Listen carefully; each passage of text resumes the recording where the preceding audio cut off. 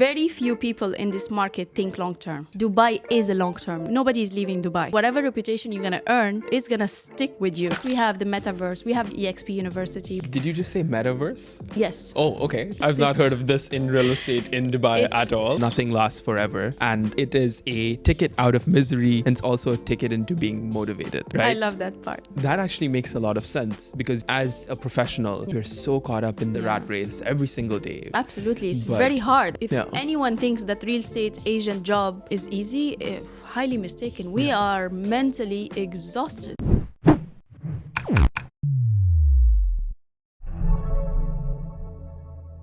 What's up, everyone? Welcome back to another episode of The Real Ones. Today, I'm joined by the one and only Dounia Fadi, Managing Director at eXp Realty. Dounia, welcome to the show. Thank you, Joel. Happy to be here. This has been a long time in the making. I know. It's been like 2 months or before Ramadan or in Ramadan. Persistent, you know. No. So we had the floods. It was like the universe I was saying sick. You were sick, and then like it was insane. No, of course. So, but finally we're here. Oh, That's absolutely. a good thing. So we actually ran into you the other day at Aldar Experts Yes. with the Tony Robbins event and stuff like that. And it was so funny because everyone on that table, we were talking about Majdal, we got Sylvia and Lynette, and we had all been on the podcast kind of a thing. And now we finally have you on as well. Thank you. I'm happy to be here. My rich aunties of real estate. Oh, I saw that post, by the way. We laughed. To be fair, Sylvia is the one who coined that. I'll give that credit to her. But at the same time, I'm really grateful to have an ecosystem out here that's extremely supportive of talent and tech coming into the space. So thank you. And from our side, we also are happy to see young blood, into our industry, bring in the innovation, the prop tech and everything. So yes, anything to support and elevate the young generation. I really appreciate that, and I know you mean it. So let's talk about your journey. Probably start when you're 7 years old, right? What did 7-year-old Dounia want to become? Oh, I wanted to be an astronaut, to be honest. An astronaut? Yes. Okay, and what did you want to go see Mars? Start real estate companies on Mars? I just like the outfit and the rocket idea. No, honestly, that was in my mind. And then when I thought it was a little difficult, it's not easily gonna happen. And I was like, maybe a pilot. Then that too became a little bit daunting. And then I didn't know eventually what I would become until by default I fell into the real estate industry. Yeah, so talk to me about it. It was never a choice, to be honest. It was just something that I stumbled upon. Wow, that's awesome. I think it's probably one of the best ways to get into an industry as well. But tell me about, obviously I know that you've been COO for Berkshire out here. You've been CEO of your own brokerage, and you've done 19 years worth of real estate in Dubai. You're the right-hand ear of the Dubai Land Department, and you're the one who advocates for so much change on technology, on new regulation, all this kind of stuff. Yeah. And we know that you've championed that for the industry. Tell me about your journey into real estate. Obviously you said you stumbled into it, but what was that like and what exactly happened? Yeah. So when I decided to move to Dubai, it was just a visit. I think everyone else comes and sees Dubai. It's beautiful and you don't want to go back. So that was it. My friend was working in the stock market at the time and she was alone. And I was like, I can do that as well. So it took some convincing for my family back home. I used one, sweet aunt that we all have. She helped me convince my family, my mom and all. I applied at university. I applied at 3 jobs. They were all real estate because in 2005, that was it. It was the freehold just announced 2002, 3, 4. So 2005, the Emirates Living was handed over. Greens was ready. Palm Jumeirah was also in the process. So it was Dubai Marina was established. So it was really the boom of freehold. And when I applied, I got 2 replies.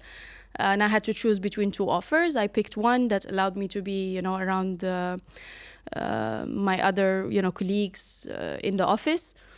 And I barely could speak, English. It was just English that I learned through my the few hours we take at school or through the American Language Center that I did back home. But then everything gotten better. I passed through my university interview. I succeeded my work interview. And that's it. Then real life started. And I was surprisingly a very fast learner. I closed my first deal in the first month. Wow. Everyone went out for lunch, but I was grinding there, working. Somebody walked in and I overhear that he's looking for a villa in Springs, and I could overhear previously that my colleagues had a villa in Spring, and I raised my hand and said, yeah, we have a villa in Springs, and I ended up selling a villa in Springs. That was my first deal with my colleague, Ali at the time. And that's it. There was no going back. Then I was touring projects. I was, knowledge is very important, right? So I was like getting to learn about every project. And those days also we had new launches back to back. A friend of mine came from Canada, wanted to start his real estate company. By then I had like a year and a half experience into the industry. And he convinced me. We were all like friends, me, him, his sister, other two friends, Mariam, and convinced me to help him start the company. And that was Elysian Real Estate. Right. So we started that company together. I was never the owner, but I was co-founder and I managed that company. And I was there for 16 years. Sorry, for 10 years. Sorry for that. For 10 years, I managed that company. We grew to 65 brokers. We had London, Brazil, international properties. We had Abu Dhabi office. It was an amazing journey, to be honest. That was really my career. I learned the trade, like I applied everything from operations to marketing to accounting to sales. But then I left in 2016, summer. I started my own company called MD Properties. It was a second branch of an existing branch in Qatar. Unfortunately, the embargo happened at the time and I had to just deal with Dubai. The idea was to open up the Qatari market as well. Kept that for 3 years. Then Berkshire Hathaway Home Services, Gulf Properties opened in Dubai. They had their franchise here and they asked me to join. I said I have my own company. So I ended up merging the operations. 2.5 years, it didn't work out for me because it was a franchise. I didn't have much of freedom to do a lot of things. So I decided to leave and start my own again because of the merger. I had to kind of fold my previous operation. Then I was going to open my own. Then I stumbled upon eXp. Okay. Somebody told me that eXp was coming to Dubai. I didn't know who they are. I was like, no, not another franchise. I'm not doing it. They said, no, it is a branch. It is global. It is a tech company, publicly listed. I'm like, okay, hold on. I'd love to find out more about this. So I met with the people from eXp Realty. It was all online. Yeah. I remember I was on the way to a wedding in Turkey. And we had the meetings. One led to another until I met with the final decision maker. And I was already working with them June 1st. Wow. And that's when the journey started with eXp. So this is just after like pandemic, kind of after that. Just after the pandemic, 2022. Got it. So that's really interesting. And now eXp, this is a whole other beast altogether. Absolutely. Before we go into eXp, actually, you said one very interesting thing there. You said you closed your first deal with a colleague. Yes. Right? And is this something that you've championed throughout? Agent collaboration is something that you've spoken volumes about, right? Tell me why this market doesn't seem to understand agent collaboration in a very, let's actually do business together, grow together, and think long-term kind of a way. Yes, you've said it yourself, long-term. Yeah. Very few people in this market think long-term. Everyone who started here saw the money and said, I'm just going to make a quick buck now and I don't care about what happens later. Unfortunately, that's not how you grow your career or your name or your business, because you need to look at the long term. Right. Dubai is a long term now. It's not anymore that, I'm here on a contract 2 years, I'm going to fly out and leave. Nobody's leaving Dubai. So you're going to, whatever reputation you're going to earn at yourself is going to stick with you.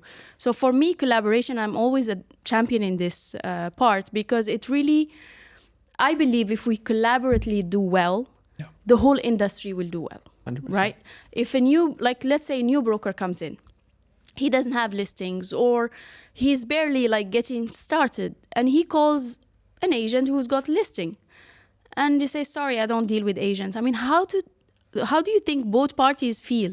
The first agent who's just embarking on his new journey, career, future, whatever, and that agent who's very selfish, if I may say, because when you take a listing on, who are you working for? This is the main question you need to ask yourself as a broker. You're working for yourself or working for your seller or landlord, right?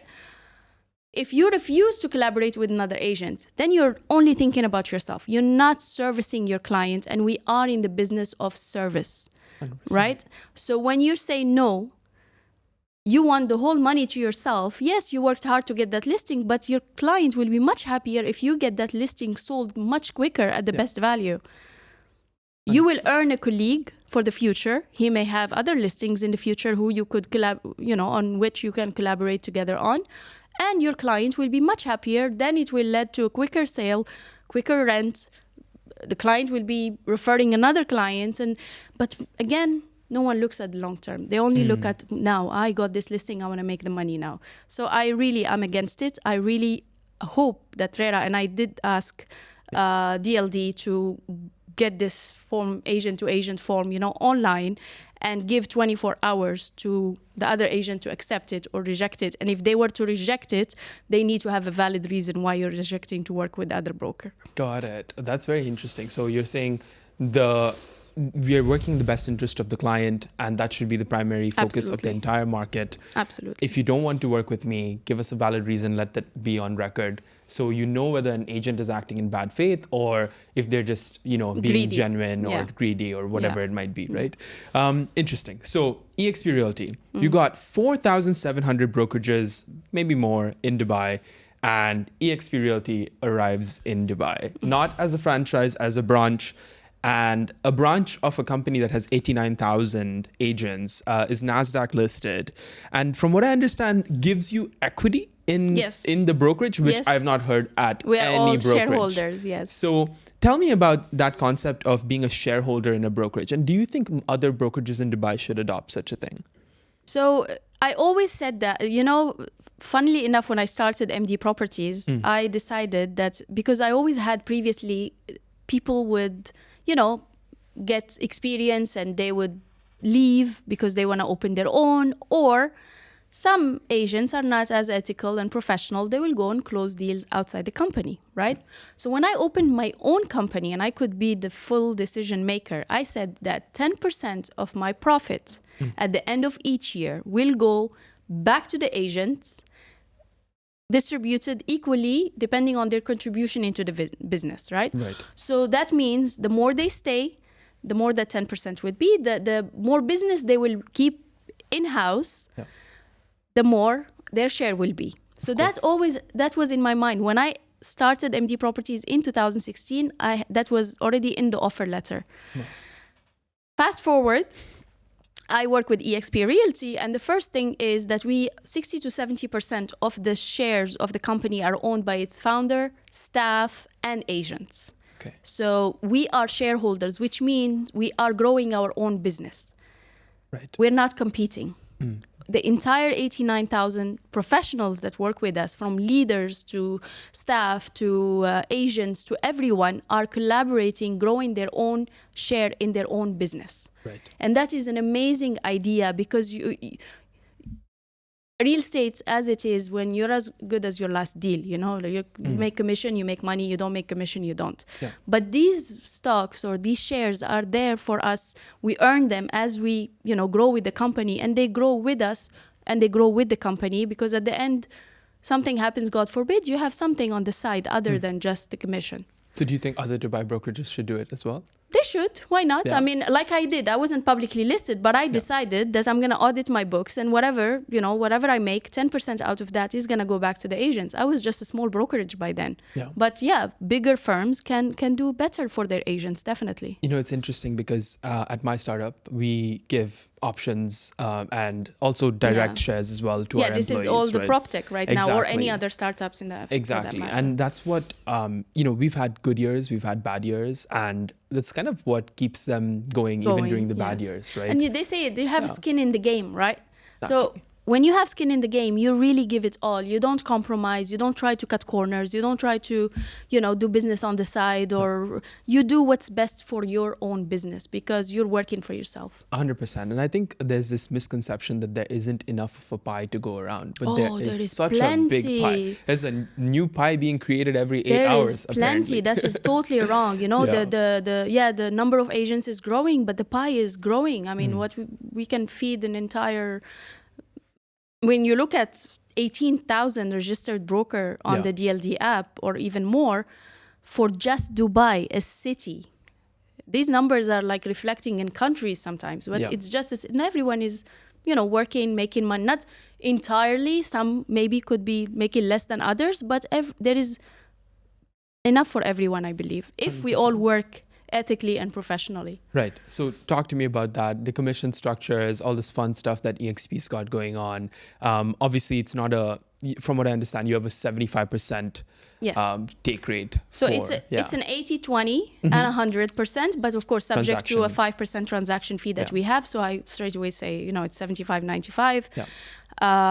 We have a fee, a monthly fee, which is nothing compared to what, what the expenses are in Dubai. 1,500 dirham per month, 1,500 join fee one time. What do you get for that? So for that, you have access to everything. You have the support, you have CRMs, you have a lot of tools. I mean, we have plenty of tools. It's again how resourceful you are, right? The resources are there. It's just you've got to use them. We have referral systems that you can just go into the system, because we are 89,000 people, but it's hard to know everyone, right? And in many companies who are international, you don't have access to these guys at all. You have to go through a manager who would tell you who works where and their contact. No, we have the tools. We can just access the system. If I have a referral for New York, for example, I go to New York, I go to which area in New York, it'll give me the agents there, their profile, their experience, everything about them is there. And I just get to pick one and start a conversation with, decide on the split, with the click of a button, send off the referral agreement, get it signed, and we start business. That's really awesome. That's awesome. That's really nice because, like I said, I know people who work with international companies. I've worked with international companies. I always had to go to someone and ask, who do I work with here, or how can I get access to this or that? Right. Plus, we have the metaverse. We have the university, eXp University, where you have like 40, 50 hours of training available to you the whole week. You pick what you like. Did you just say metaverse? Yes. Oh, okay. Tell me more about that. We do have a metaverse campus. I've not heard of this in real estate in Dubai at all. So we are a cloud-based brokerage. Like Sylvia refers to it, we don't have an office, but we do have an office for licensing purpose. It's just that we don't have... we're not dictating to the agent that, hey, you should be here at 9 o'clock to 6, and you should punch in the, otherwise you don't get the leads, otherwise you don't get this.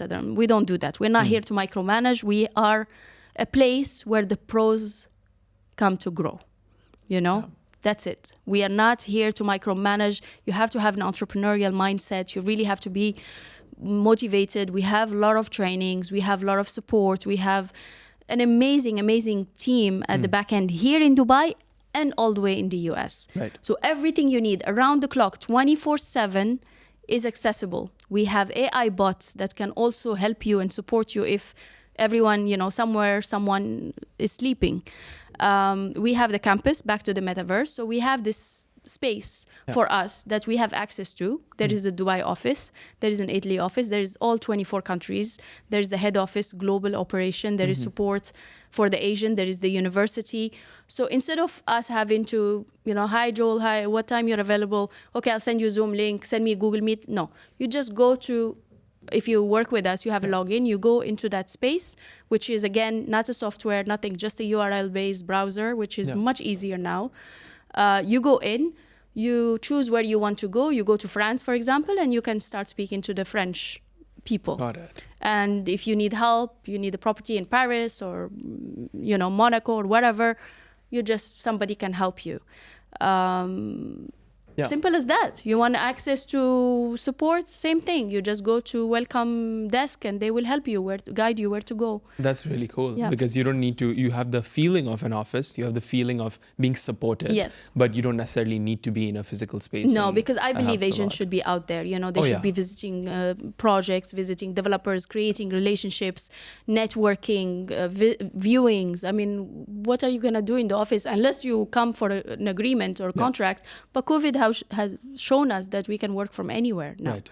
We don't have to be bound by even the office culture has changed. You used to have those cubicles and stuff.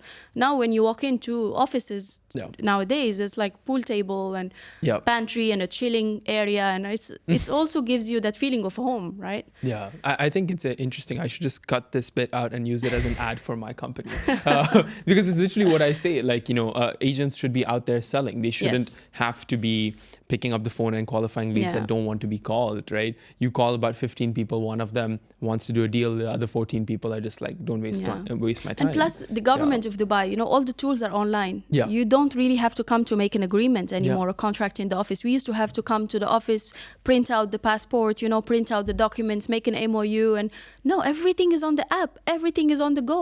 You really don't have to be bound to a space to make business happen. Is it true that you can UAE pass sign tenancy contracts and things like that now? For the tenancy contracts, I'm not sure yet, but it's coming into the system. That's for the Ijari, I think. You can still do it online. But physical tenancy contracts are still happening. Right. I do know from our colleagues in DLD that they're working on having everything also being smart and digital. But I know for a fact for the sales, like Form A, your listing form, your Form B with the buyer, your Form F or Contract F, everything is digitally made from anywhere you could be sitting in the world. And just do it from there. And when you have a wealthy client base, they can probably buy property anywhere. Yeah, they're not going to come to your office. 100%. Maybe very few, like tenants would come to deposit checks to ask about, where is your office or something. But I have not had a sale where the client had to come and see the office in many, many years. Right. So, and by me, I say me and my team, 100%. Everybody is doing everything outside. So you said eXp is very tech-enabled, tech-driven kind of a platform that, helps you out and be the most efficient agent out there. How does eXp help you use your CRM effectively? What do you think is the thing that they do differently than other things that you've seen in the market? Okay, so for our CRM, we have a CRM that manages the listings, of course. We don't force the agents to put their leads in it, but they have to put them by default because the transaction happens there.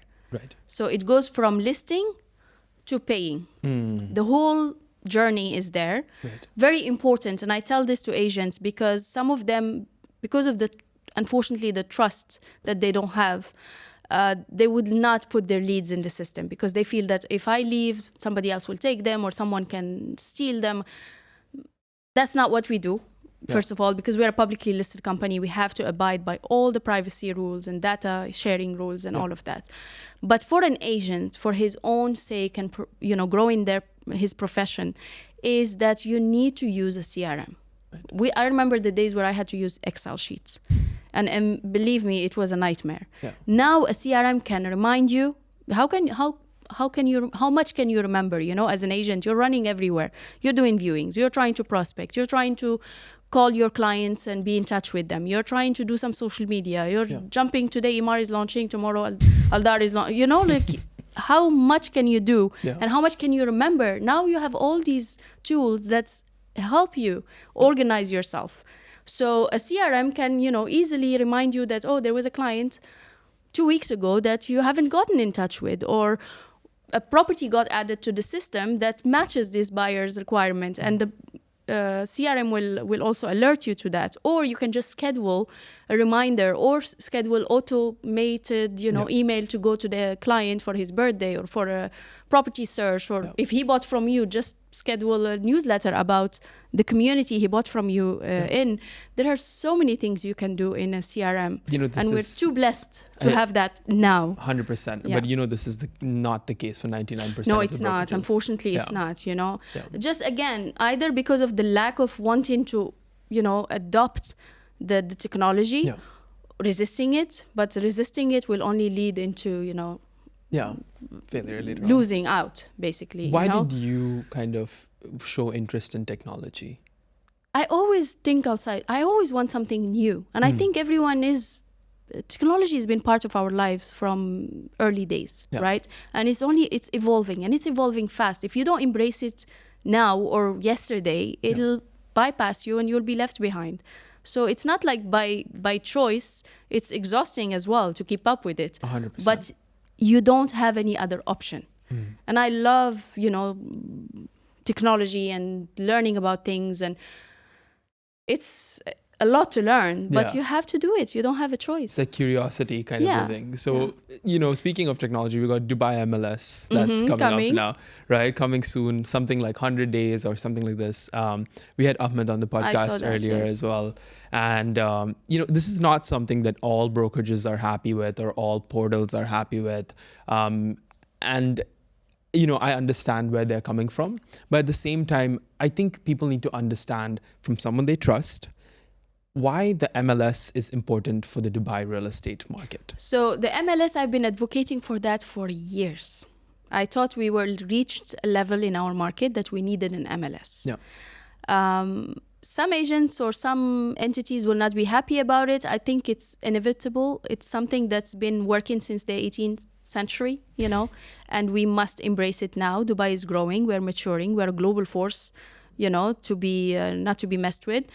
And our agents, I think it's time to take them to the next level, to become of that level of global players. Multi-listing service or system is very important. Back to the same collaboration issue that we had discussed previously, I think it's very important for agents to also respect each other in terms of listings. Now, I get exclusive listing, and this happened to me many times, despite the fact that I'm in this market for over 19 years. And it's very funny. Sometimes I laugh about it. Sometimes I get so frustrated and angry and think, what am I doing in this industry?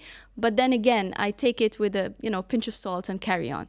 Now I get a listing. I put it on the portals. It says exclusive. Right. It has the pictures. We have some very clever agents in the market. They can detect the location. They know what listing is that. I used to have an agent who used to zoom in into the Palm Jumeirah and know exactly if it says atrium entry, he will look into that front and say which atrium entry is there and start calling every atrium entry owner. So, and this happened. They see the listing. Instead of calling me or my agent or anyone in the industry that has that listing, they go to the database and they start calling that owner. Oh, I saw your listing. I have a buyer. Now, not all sellers will go back to the agent that you saw the listing with. And this just happened to me yesterday, to be honest, literally last night, is that they called the owner and they said, oh, can we get buyers through the door? And yes, go to Dounia. No, but how about, no, go to Dounia. And I went to those agents and I said, it's very unprofessional. So the MLS will solve this. Right. If I have an exclusive listing, but it will only solve this if the MLS is mandatory to be used by everyone. This is interesting. Okay? So if the MLS is optional, still they're gonna go see the listing there and they can go and call the owners, right? Yeah. But if it's mandatory by the DLD that every exclusive listing is listed there and can only be brokered or sold by the listing agent unless the agreement is off for a legitimate reason, we're not gonna get anywhere. So I'm gonna bring a few things together Yes. now. DLD has endorsed it so far. They've not mandated it, as far as I know. Ahmed says that you don't need it to be mandated to be used by everyone because he says that in the US, it's like that, where it's not mandated, but everyone just uses the MLS. But the exclusivity law in the US is different than here. Different. Okay. Yes. So what is that difference? The difference is, I think, I'm not very well versed on but I think it's very difficult to break an exclusivity once an agent gets it in the US or Canada or any other market. In Dubai, and it happened to me that I had an exclusive listings, an agent will call the owner hey, I have a buyer, just cancel with Dounia and come. The seller, unfortunately, some of them will do it, will cancel that contract with Dounia or with anyone else for that matter. Unless it was tight, unless we had systems where, okay, if that agent came and saw it through me, he can't go behind my back and sell it and tell the seller to cancel the exclusivity. Everything should be registered in the system. Right. So this makes a ton of sense. Wow.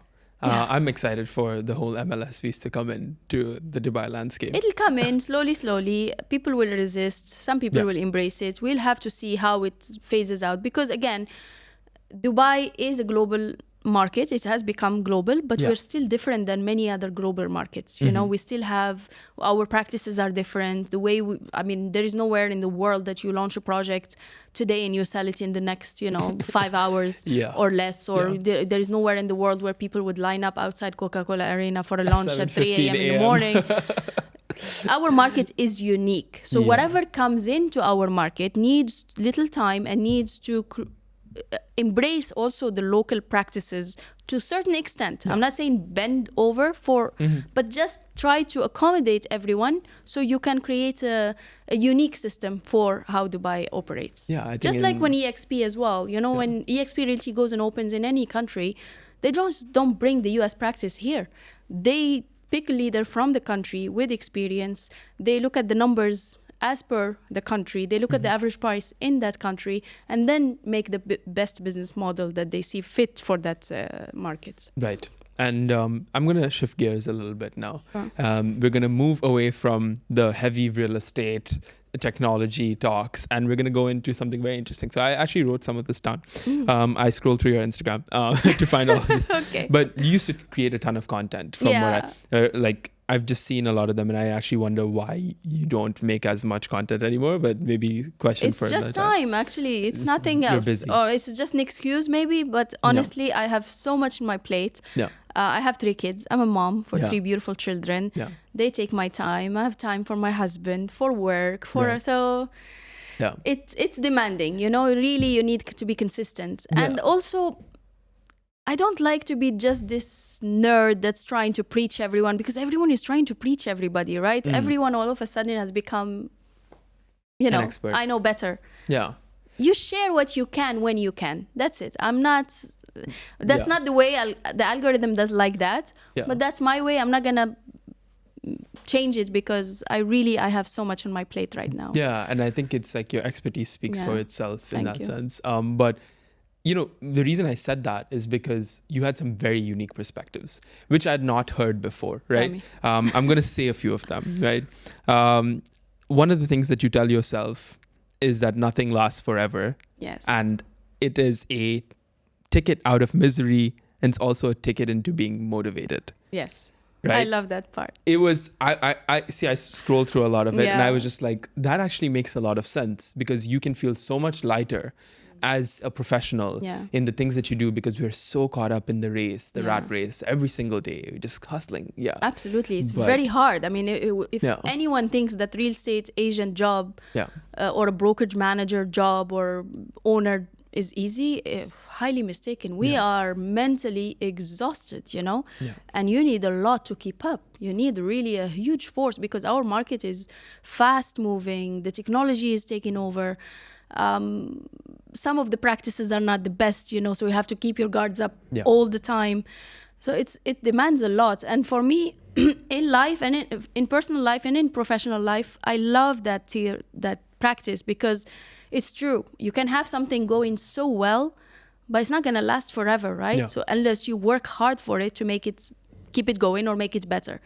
And if something bad happened, again, that moment is not going to last forever. So tell yourself that it's temporary, because it'll be over, you know? Yeah. Soon it'll be over and the brightness will come up. Yeah. And that's not the only one. Okay. There's more. I have two more. And then I'm going to ask you for another one. Okay. So we got get out of your own way and go for the life you deserve, right? Yes. And then we have practice makes perfect, but be careful what you practice. Yes. So these are all pretty big things, right? And I feel like all of them, each of these made me think, and actually made me have even more respect for you in the context of, yes, like, you know, you're awesome in real estate. And I get to meet a ton of people that are pretty significant in the industry because of this podcast and things like that. But at the same time, there's something about finding really cool people that, you know, have these kind of unique perspectives.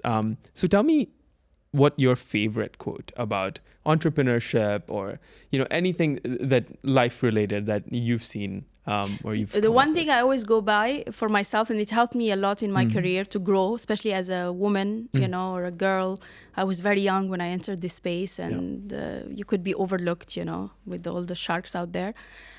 It's if you don't ask, you don't get. Right? Don't sit there waiting for things to happen or wishing. You ask. You need something, you ask for it. Doesn't happen is okay, but at least you tried, right? And I don't like to live in the what if. I like to like when something scares me, I go for it. You know, when some steps happened in my career to go further, my mind told me, or my heart, or I don't know what it is, that like, no, you can't do it. No, it's hard. Oh, what are you doing? You're fine where you are. I'm like, no. because it scares me, I am gonna jump on. And I'll ask questions. You know, when I want something, I'll walk into the right place where I can get an answer. And if the answer is no, I'll ask another person. Yeah. I think that's such a valuable advice, like for everyone, right? I think people usually just cancel themselves out of the equation. Because they get either they get disappointed, or one thing you missed in my my Instagram reels is instant gratification. Yes. That's this generation, including your mine. generation and my kids and everyone going through. We want everything now. Nothing happens now. You really have to work to see the results. You know, you want a career, you have to start from scratch and grow it. You want a nice body, you have to start at the gym and, you know, get fit. You want healthy, whatever. But everyone wants now. I want to be the CEO now. I want to have a 30,000 salary today. I want to be the best at university now. There is nothing that is now. Yeah.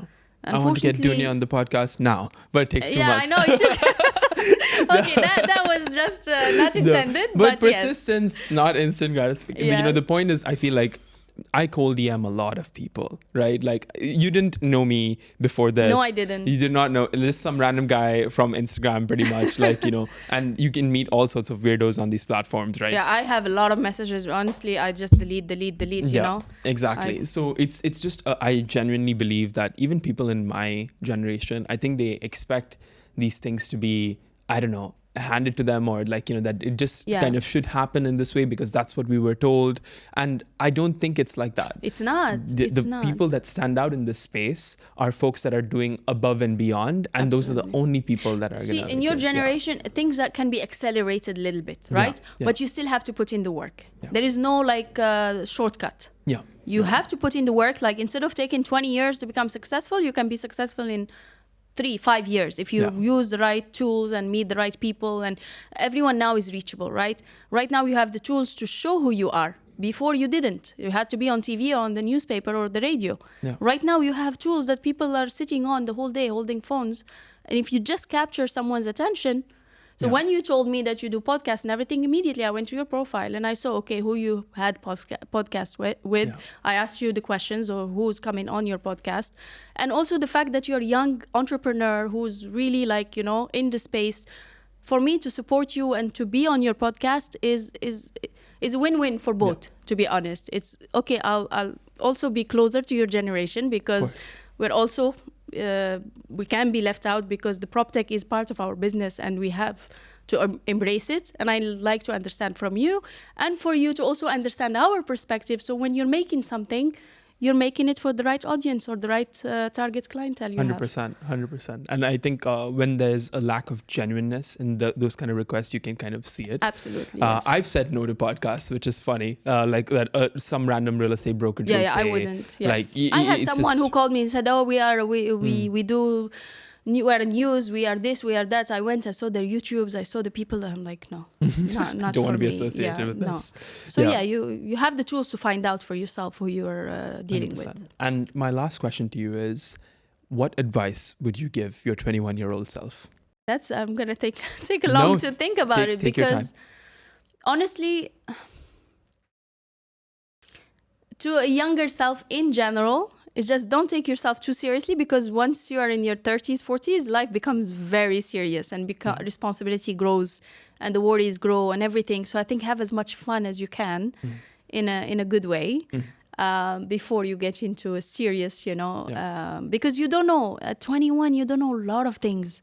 You have not experienced life. You have not understood. Even your brain is not, fully developed by 21.